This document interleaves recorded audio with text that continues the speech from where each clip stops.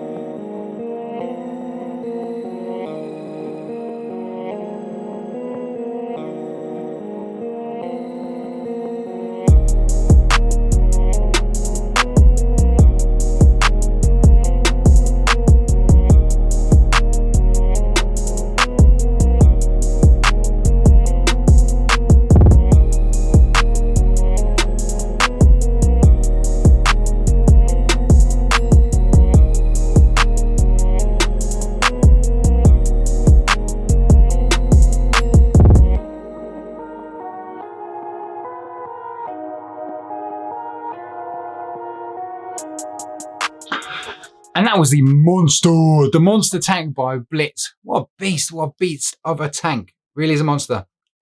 Monster. I'm not quite sure what's going on with the name there, but it is a monster apparently.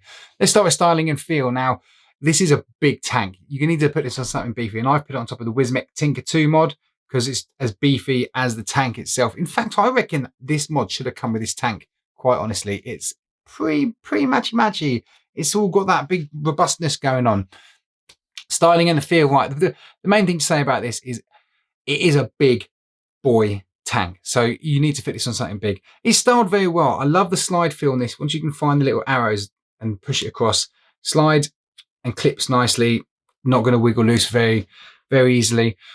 Everything feels pretty good. Everything screws together very nice. The tolerances throughout are very good. Haven't had any kind of problems with the seals and everything. Everything screws together real nice. The airflow rings at the bottom, the airflow beauty rings, if you want to call them, they all adjust fine, no problems whatsoever. I would say it's a little bit of a pain trying to adjust the airflow when you've got it on a tank, because when you screw it down, you're effectively clamping the base to the top of your mod. So it can be a bit of a fiddle, but I mean, once you've got it set, you're done. It's just a little bit of a faff. You have to unscrew it a little bit, adjust your airflow, put it back down.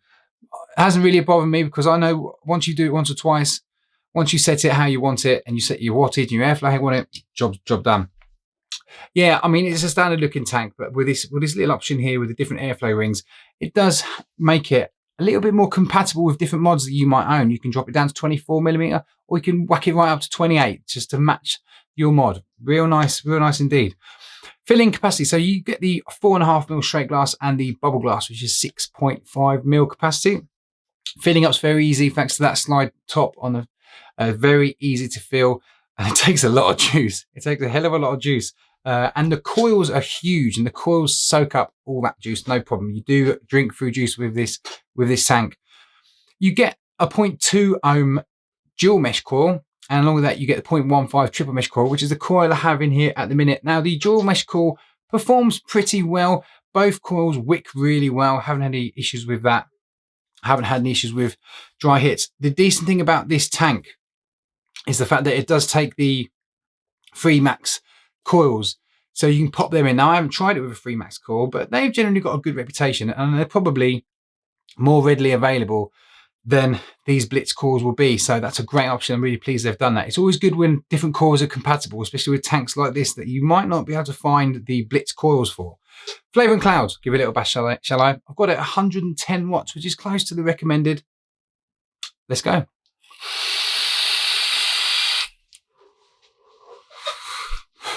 There's the clouds. Lovely and cloudy.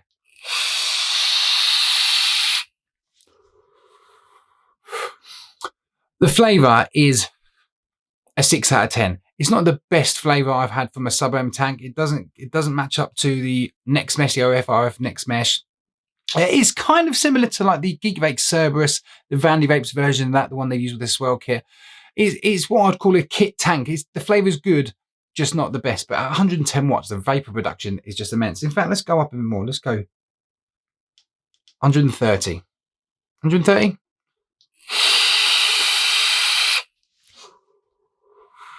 Ooh.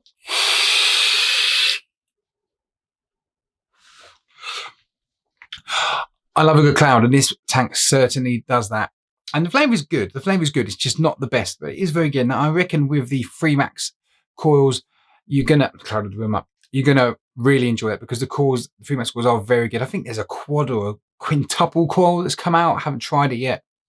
There's all sorts of coils, and you can get them more locally. Probably a lot of your local brick and mortars will have them for sale, so you're more likely to be using them. So give them a try, folks, if this tank's something you're interested in.